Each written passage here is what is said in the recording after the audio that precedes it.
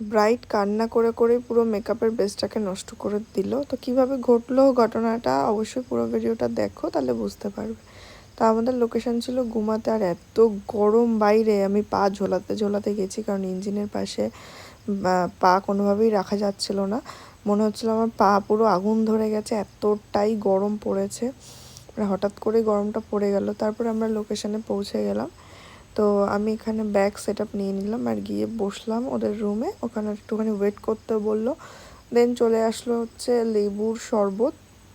যাই হোক, গরমে এটা খুব দরকার ছিল। দেন ওখান থেকে আমরা অন্য একটা বাড়িতে গেলাম, অন্য বাড়িতে ব্রাইড সাজবে। তো এখানে গিয়ে আমরা ওয়েট করছিলাম ব্রাইডের জন্য, ব্রাইড কখন আসবে। আর ওই যে দৌড়াতে দৌড়াতে আসছে আমার ব্রাইড, আর এসে দেখি হেয়ার পুরো ভেজা।